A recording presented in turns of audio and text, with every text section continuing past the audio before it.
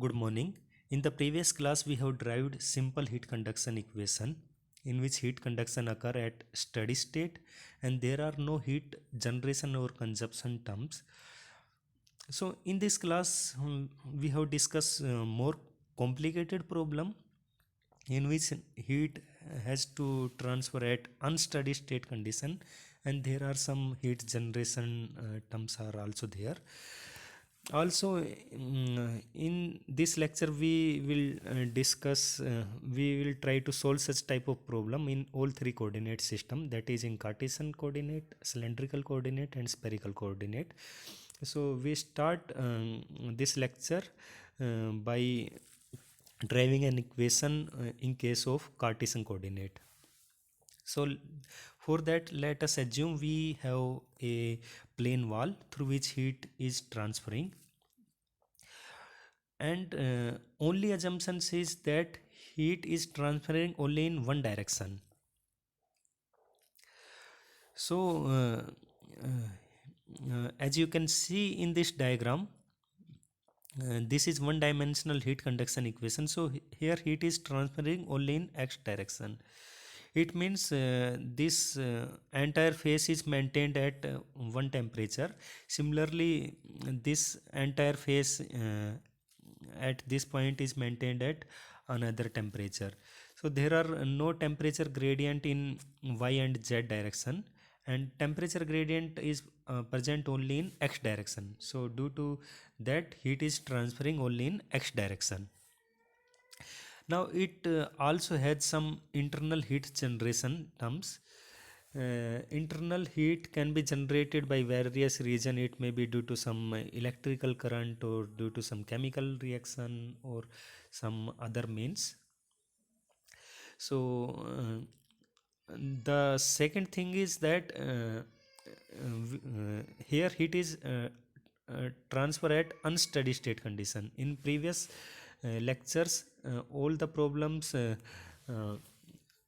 are assumed or all the problems having these assumptions that heat transfer occur at steady state condition, but here this assumption is not there.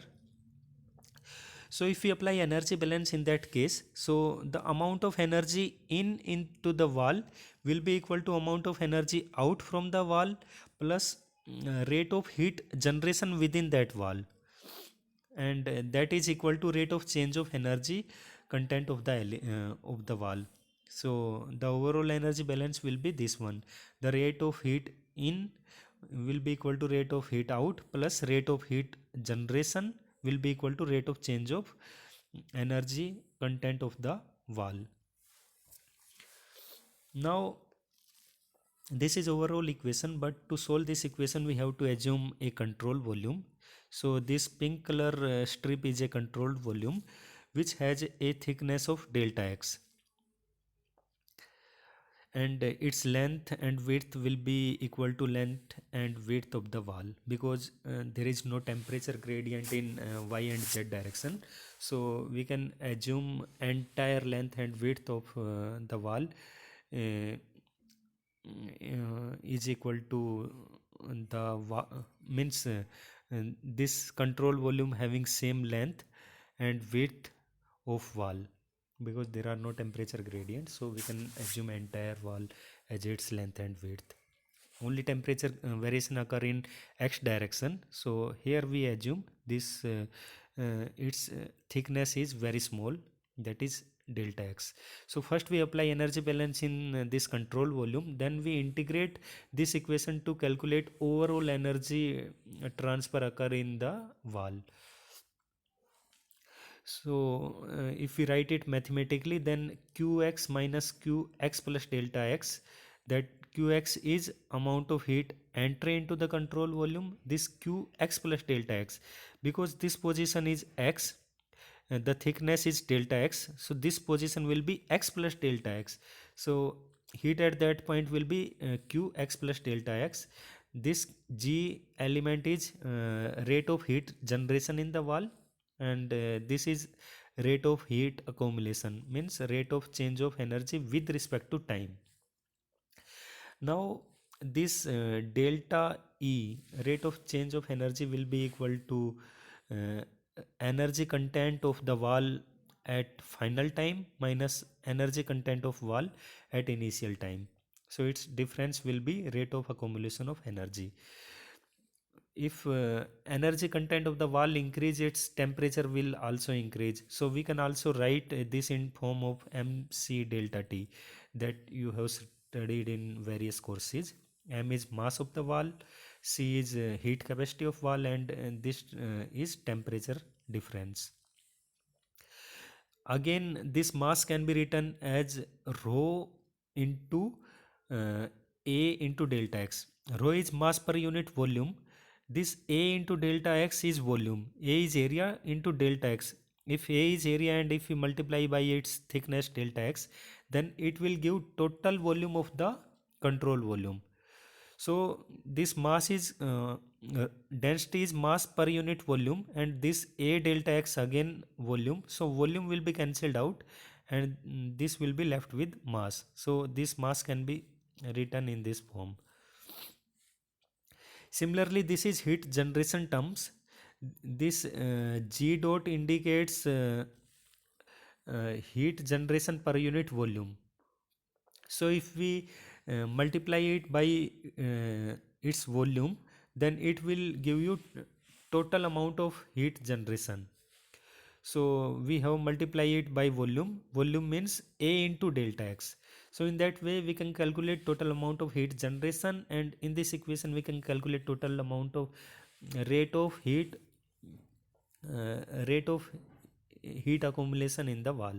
So if we put both this equation in this equation, so finally we get this equation. Again, if we divide this equation by delta x, then this equation after rearrangement can be written in this form.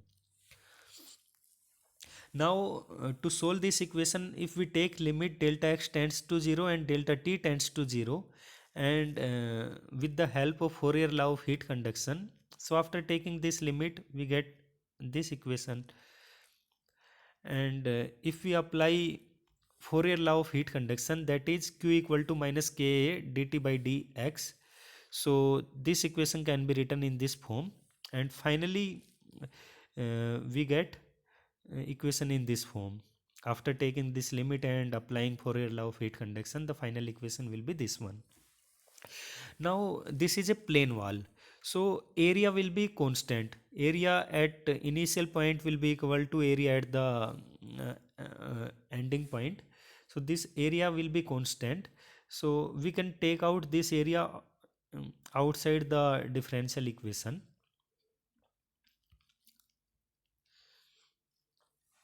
So this area will be cancelled out. So this equation finally can be written in this form. So this is final equation. Now if we assume thermal conductivity constant, though although the thermal conductivity is function of temperature, but if there is a very temperature variation range is very small, so in that small range we can assume thermal conductivity constant.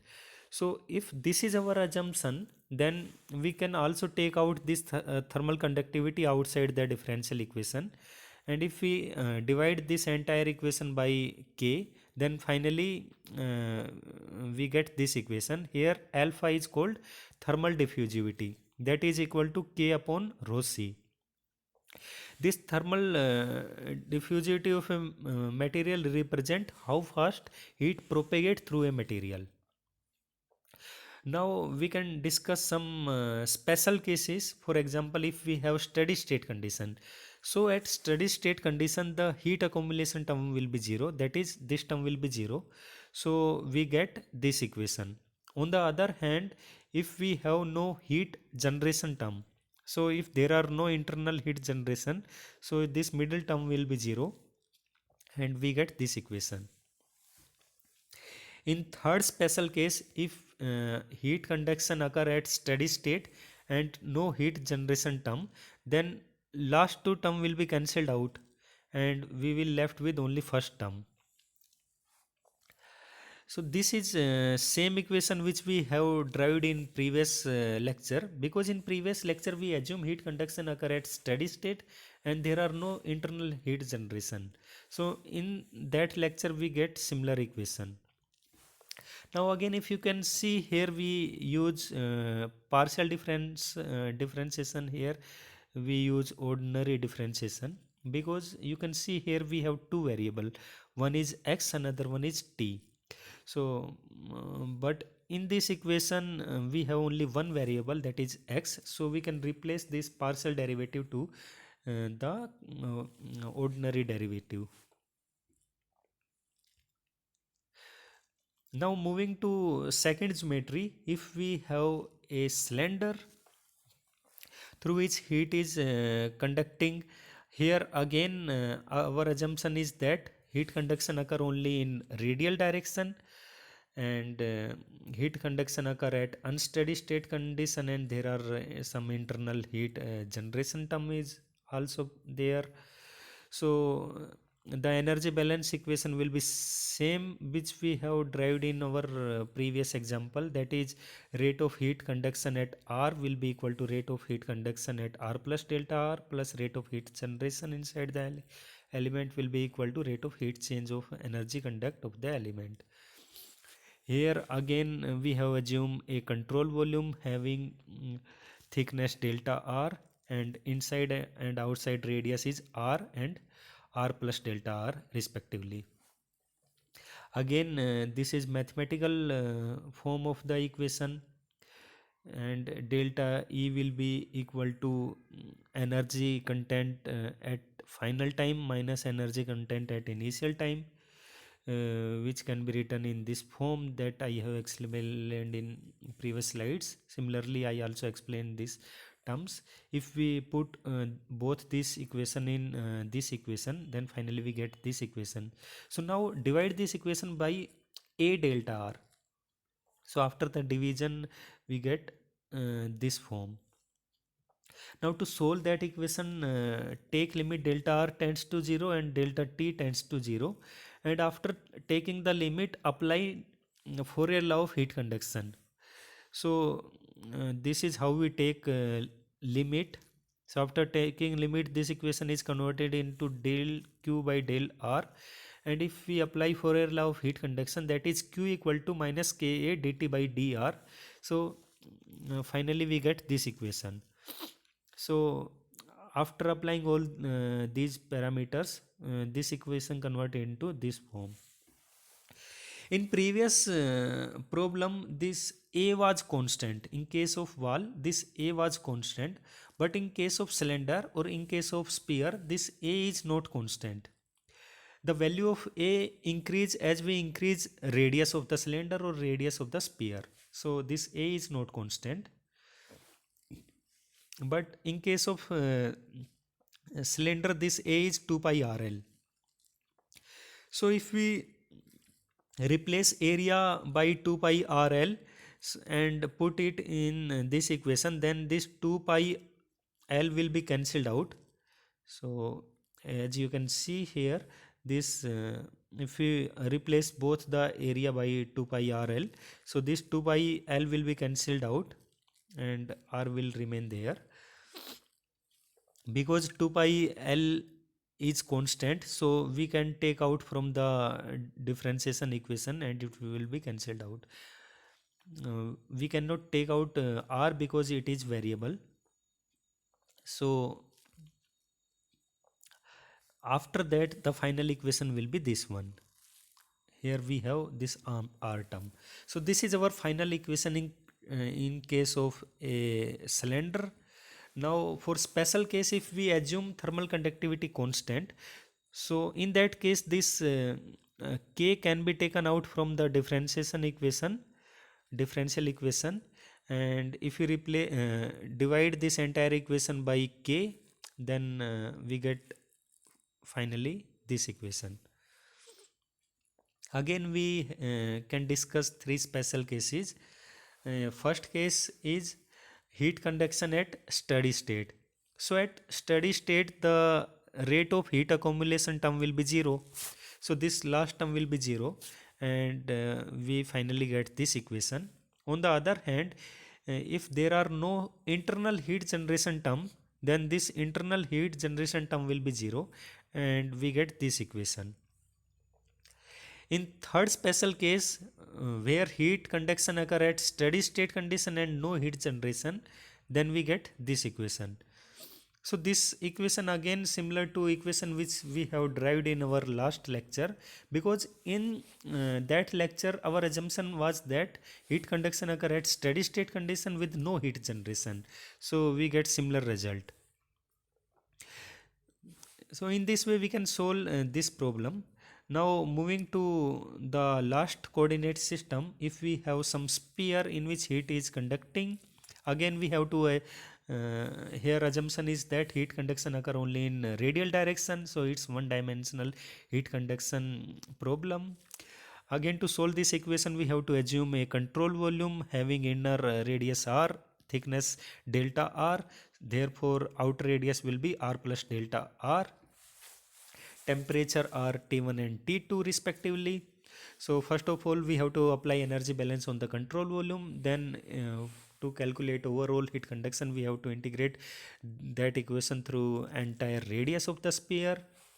So using for that we all have to apply energy balance, that is this energy balance will be similar to this one. This is energy balance and we get again these two equation will be same, again we get this equation, and here up to this point all things will be same. Up to this point we get similar result, but in case of sphere here the changes will occur. In case of sphere this area will be equal to 4 pi r square. So in case of sphere we have to replace this a by 4 pi r square. So finally in case of sphere we get this equation. After replacing area by 4 pi r square we get this equation. So this is our final equation for calculating heat conduction through sphere. Again if we assume thermal conductivity constant, so we can take out this thermal conductivity outside the differential equation, and if we divide this entire equation by k, then finally for constant conductivity this is our heat conduction equation. Again three special conditions are explained, that is heat conduction at steady state condition. So at steady state condition heat accumulation term will be 0 and we get this equation. In second special case where we have no internal heat generation, so this second term will be 0 and finally we get this equation. In third case where heat conduction occur at steady state with no heat generation, so we get this equation, or if we solve this differentiation finally we get our equation in this form. So in this class we have discussed three different geometry, that is in Cartesian coordinate, cylindrical and spherical coordinate, and derived equation to solve heat conduction problems. So in summary we can write heat conduction equation in this form. So this is a generalized heat conduction equation. In that in case of plane wall this n will be equal to 0, and for cylinder the value of n will be n 1, and for sphere n will equal to 2. So this is generalized equation, we can put different value of n depending on the problem condition and we can get the generalized equations. Obviously in case of plane wall we have to replace this r by x, because r we use in case of sphere and cylinder, because this is radius of that object. In case of plane wall we use thickness, so this r should be replaced by x. So in that way we can solve the equations. So this is end of today lecture. If you have any doubt you can mail me or call me. Thank you.